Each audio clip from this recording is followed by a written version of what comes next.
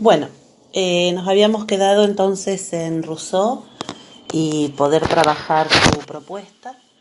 Al igual que lo hicimos con Locke, Rousseau lo vamos a trabajar en sus dos, digamos, aportes más importantes.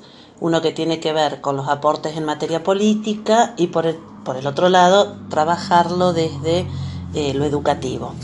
Toda la propuesta de los contractualistas, ustedes habían leído el texto de Bengoechea, donde plantea una distinción entre Hobbes, Locke y Rousseau. En este sentido, nosotros habíamos trabajado el texto lo habíamos trabajado a partir de poder definir cuáles serían estas características más importantes de cada uno de ellos, ¿no?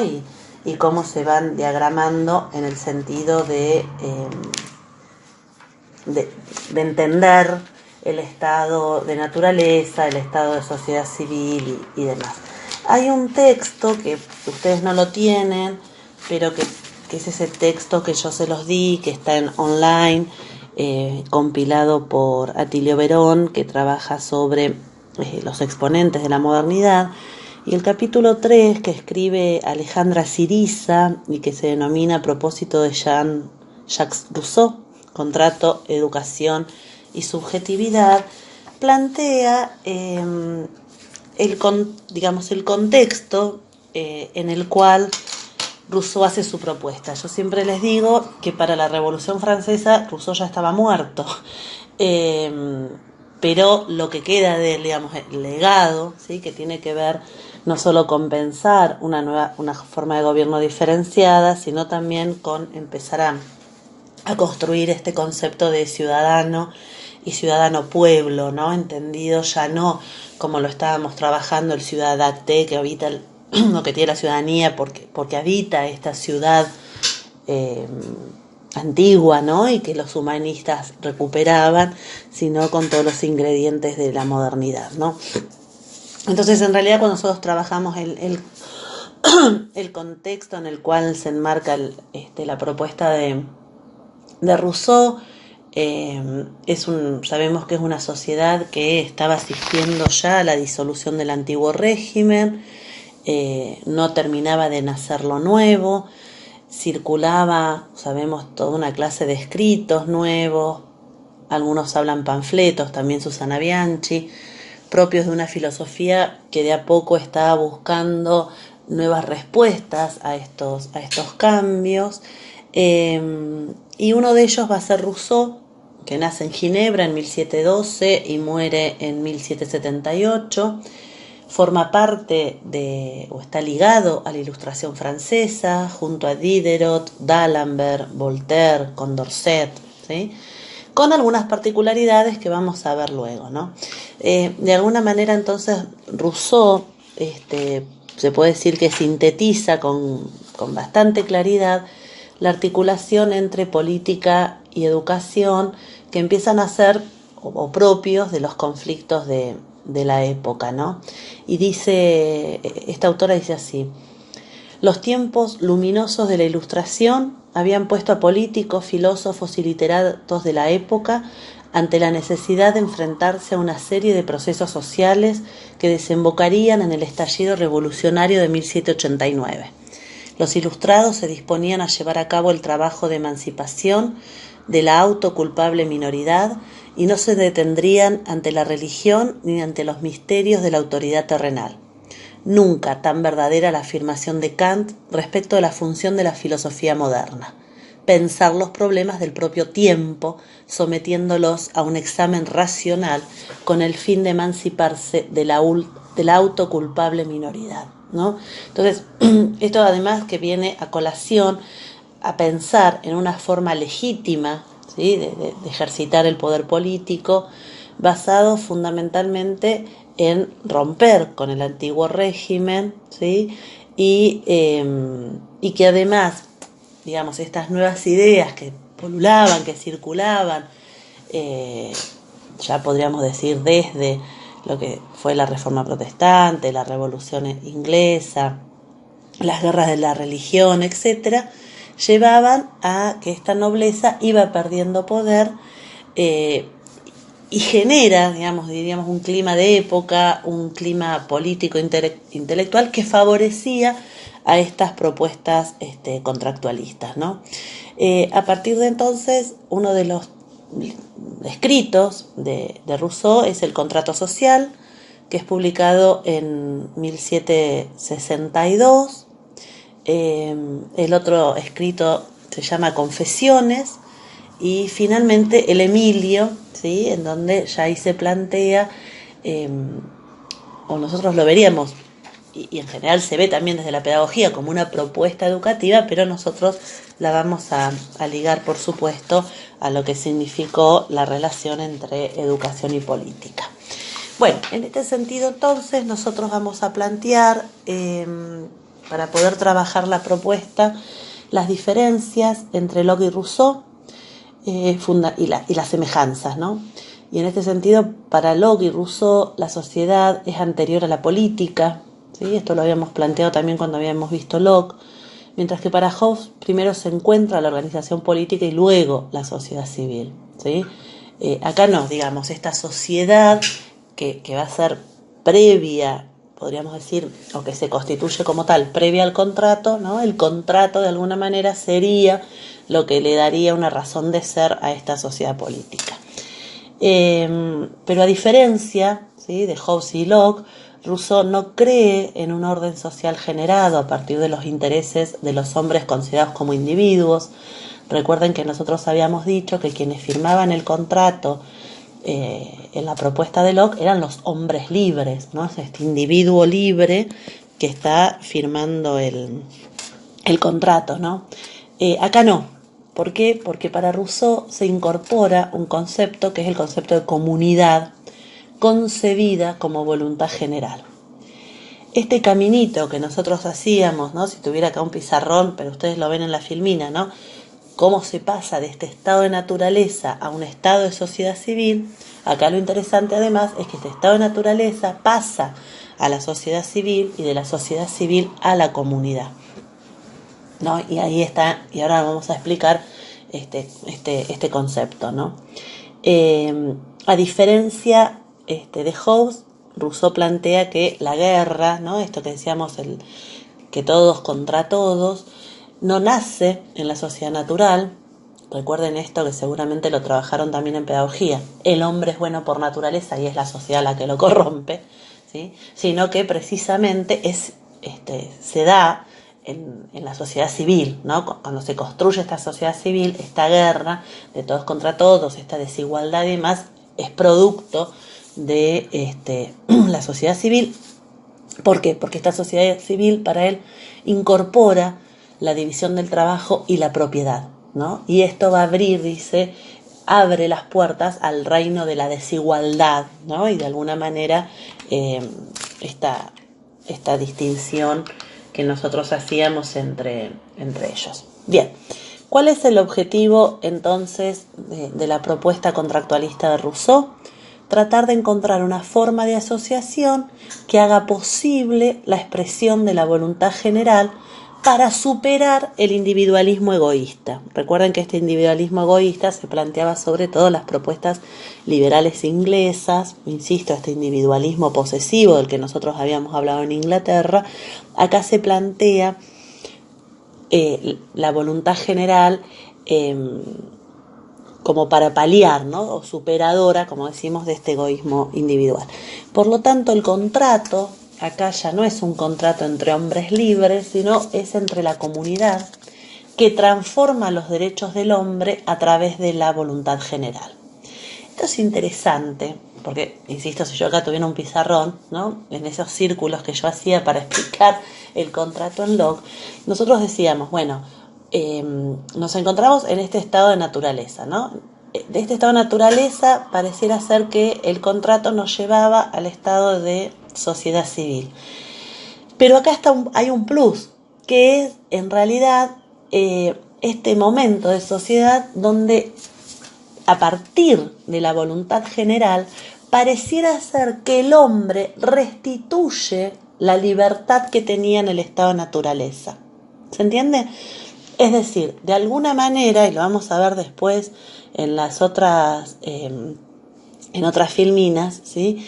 Este hombre dice que se restituye en el estado natural, o sea, todo, entre comillas, lo bueno del estado de naturaleza, dice, los hombres iguales y libres se unen y ceden sus derechos a una comunidad que los toma como naturales y se los devuelve como civiles y políticos. ¿Se entiende? Digo, de ahí yo llevaría una flecha nuevamente al estado de naturaleza, que es como volver a este estado de naturaleza donde el hombre era puro, donde éramos iguales, donde todos teníamos derechos, etcétera, pero no podemos volver a este nuevo estado de naturaleza, sino que en este momento estos derechos que la comunidad tiene son derechos civiles y políticos. ¿Se entiende? Digamos, en ese sentido, entonces, este concepto de que el hombre es bueno, es feliz, es independiente y libre en el estado de naturaleza, ¿sí? Para ello, Bengoechea, fíjense en la página 53, creo que lo plantea, ¿no? Dice Rousseau, por lo que ya se ha analizado, concibe al hombre en estado de naturaleza viviendo aislado, sin tener relaciones duraderas con los demás individuos, no se podrá encontrar en una instancia ese rudimento de lo que se llama esta sociedad. Este salvaje debe luchar con otros animales u hombres por su comida, por su vida, pero sigue manteniendo la repugnancia, dice, de matar al semejante, lo cual lo contrapone al hombre de Hobbes, ¿sí? No piensa solo en atacar y combatir, ni es tan temido que siempre está pronto a huir, ¿no? Entonces, en esta construcción, de alguna manera, del orden social, él rescata ese estado de naturaleza donde el hombre era bueno, la sociedad es pura, es libre, independiente, etcétera, ¿no? Cuando pasan entonces a vivir a una sociedad civil, se encuentra con todos los gérmenes nocivos que lo transforman, ¿sí? Dándole o ocasionándole los peores males, ¿no? Egoísmo, envidia, desigualdad, injusticia, opresión, falta de libertad, ¿sí? Por lo tanto, este pacto, que él denomina como un pacto inicuo, ¿sí?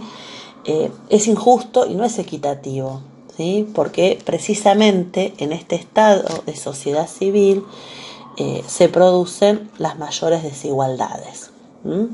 Entonces sí, acá dice o decimos que estos hombres deberían pasar a este otro estadio en el cual, ¿sí?, se unen en comunidad, y precisamente es en la comunidad donde el hombre se hará libre, dice, integrándose directamente a la comunidad, en la cual le devolverá, como decíamos recién, estos derechos, ¿no?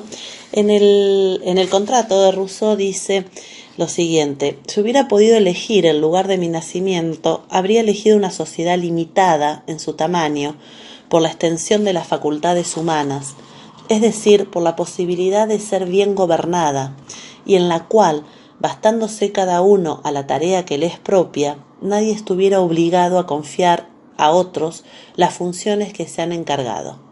Un estado en el cual, al conocerse todos los particulares entre sí, ni las oscuras maniobras del vicio, ni la modestia de la virtud pudieran sustraerse a las miradas y al juicio del público, y en el cual este dulce hábito de verse y conocerse hiciera que el patriotismo fuera amor por los ciudadanos y no por la tierra. Habría querido nacer en un país en el cual el soberano y el pueblo no pudieran tener más que un mismo y único interés, para que todos los movimientos de la maquinaria tendieran siempre a la felicidad general. Como ello solo puede realizarse si pueblo y soberano son la misma persona, se sigue que habría querido nacer bajo un gobierno democrático sabiamente atemperado. Habría querido vivir y morir libre, es decir, sometido a las leyes, de manera tal que ni yo ni persona alguna pudiera sacudir su honorable yugo, ese yugo saludable y dulce que las cabezas más orgullosas soportan tanto más dócilmente al estar hechas, para no soportar ningún otro.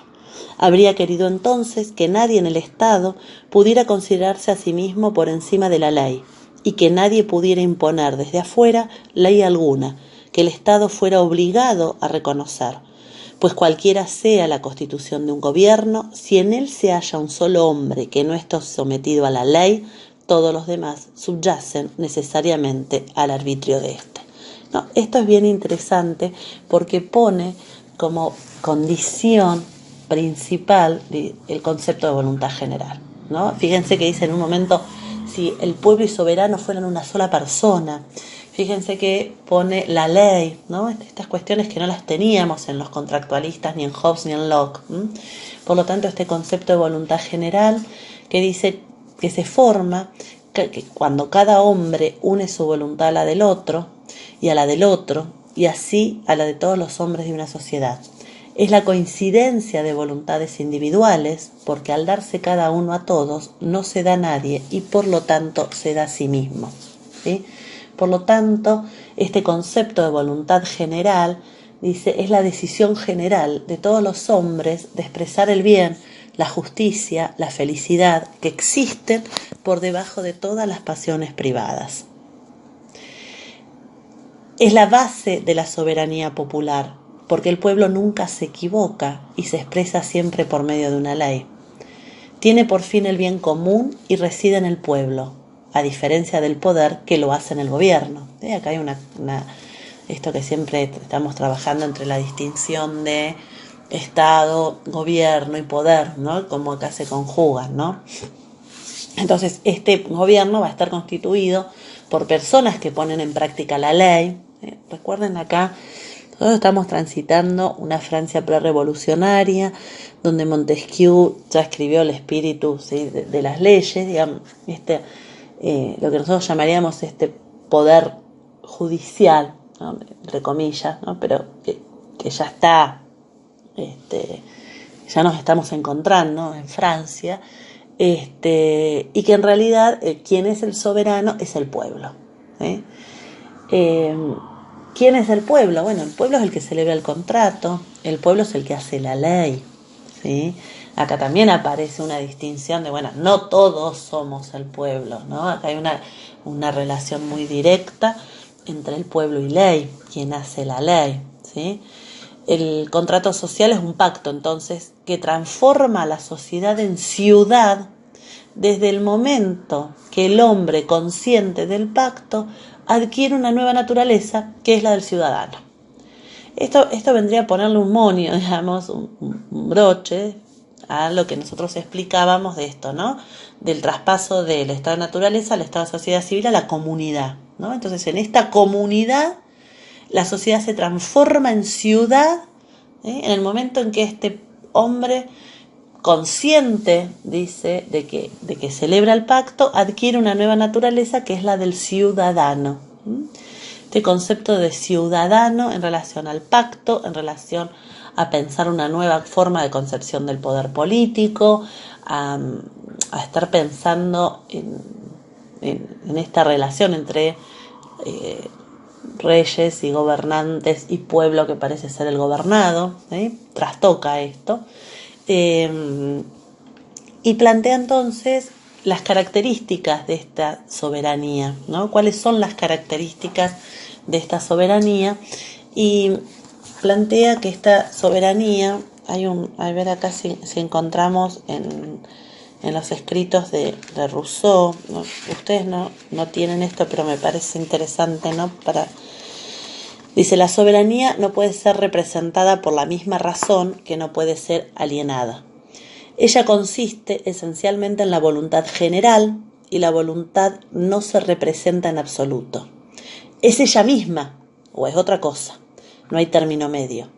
Los diputados del pueblo, por consiguiente, no son ni pueden ser representantes, solo son comisarios.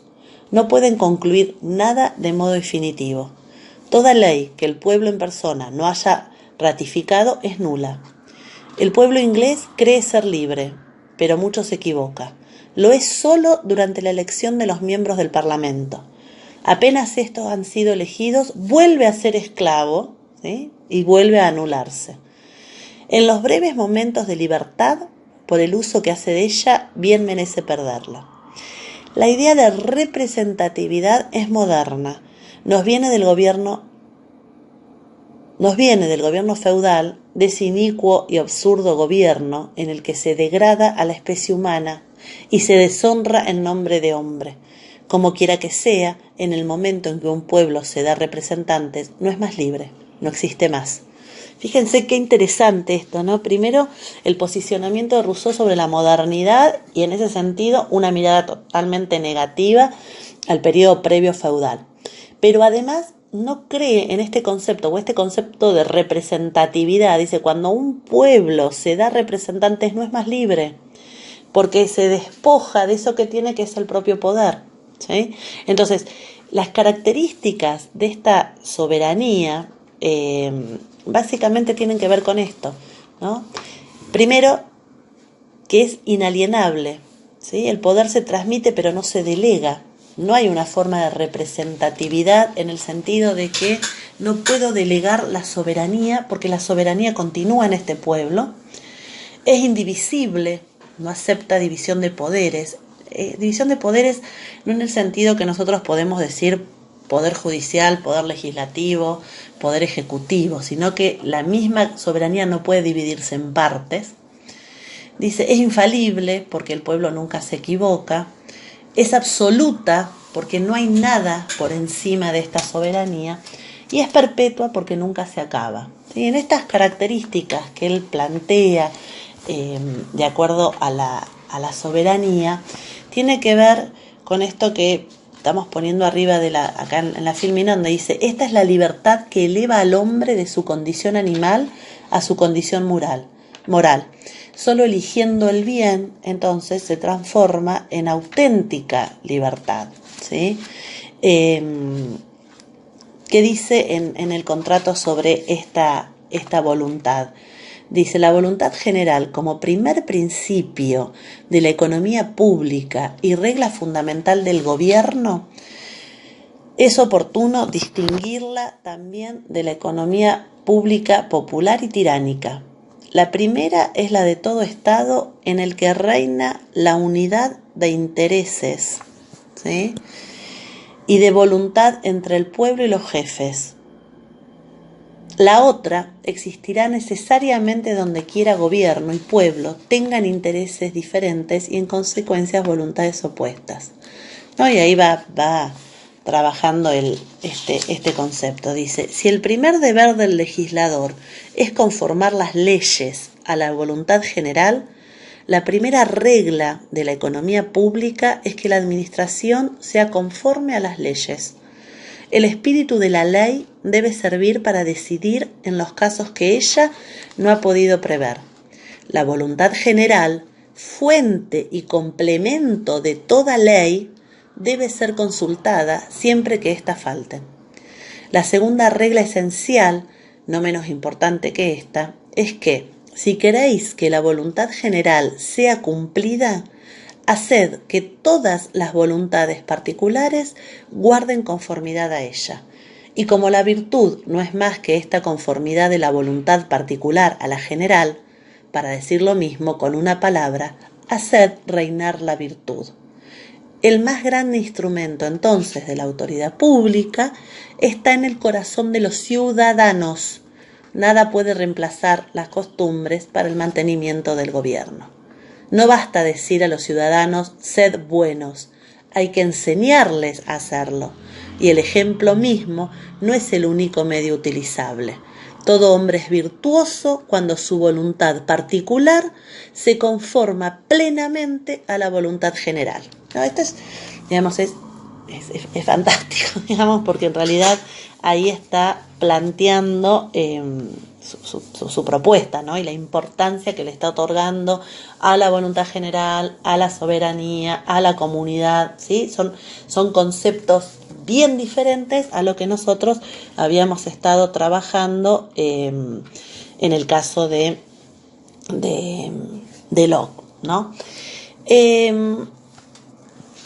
¿Qué se propone entonces él con su obra? De alguna manera encontrar una forma que defienda y proteja con toda la fuerza común la persona y los bienes de cada asociado y por medio de la cual cada uno al unirse a los demás no obedezca más que a sí mismo y quede tan libre como antes. Esto lo que decíamos recién de la representatividad, ¿eh? Lo que le interesa es que este hombre sea un hombre libre, ¿sí? Y la única forma de serlo es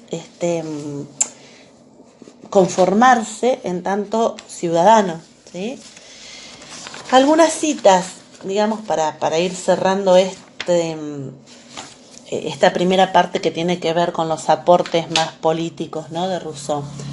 Para Portantiero Ípola, Rousseau es el primer pensador moderno que plantea la democracia directa como forma de articulación entre la sociedad y el Estado.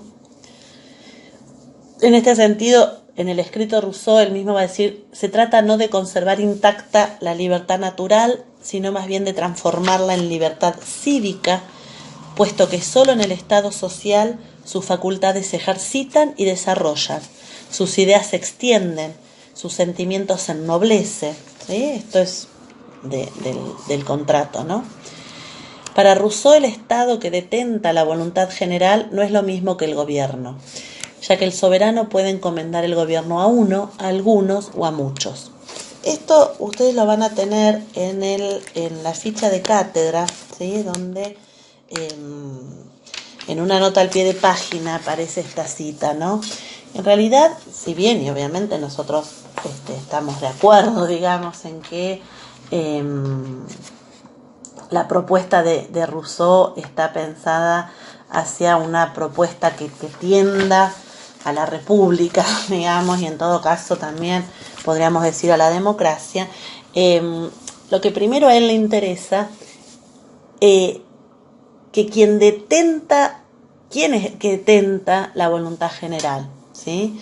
Y en este caso no importa si el gobierno va a ser de uno, ¿sí?, monarquía, de algunos, ¿sí?, aristocracia, o de muchos, democracia, sino lo que le interesa verdaderamente, quién es el que otorga, no quiero decir delega ni representa, ¿no? Esta voluntad a quién le otorgaría el gobierno, ¿no? Entonces esto también viene a romper con estas monarquías absolutas, ¿sí?, en donde quien detentaba el poder era un rey por designio divino, ¿sí? Entonces esta construcción de cómo se organiza este poder es lo que a él le interesa, ¿no? Entonces dice, por lo tanto, el gobierno tiene la función de proteger las libertades, garantizar el bien común con el consentimiento de todos, administrar la cosa pública y ejecutar la ley. En este sentido, ustedes van a tener también una ficha de cátedra en donde se trabajan todos estos conceptos, ¿no? El concepto de ciudadano, el concepto de la cuestión cívica, ¿no?, que se va a transformar luego en una educación cívica y patriótica, ¿no? La característica que plantea en el subtítulo Individuo, Sociedad y Contrato, ahí se va a trabajar sobre esta relación entre sociedad, Estado y gobierno, ¿sí? Cuál es la concepción de libertad, ¿sí? Cualquiera fuera la perspectiva de aquella época, todos concuerdan en dos puntos. Por un lado, que la voluntad general, el bien de todos los ciudadanos, y la unión moral del cuerpo político prevalecen sobre el interés individual, y por el otro, que el ciudadano es libre en tanto participa de la elaboración de la ley, ¿sí? Esto que decíamos que es tan importante para nosotros, este concepto de libertad, y quién va a ser libre, ¿sí?, en la propuesta de Rousseau. Bueno, eso por un lado.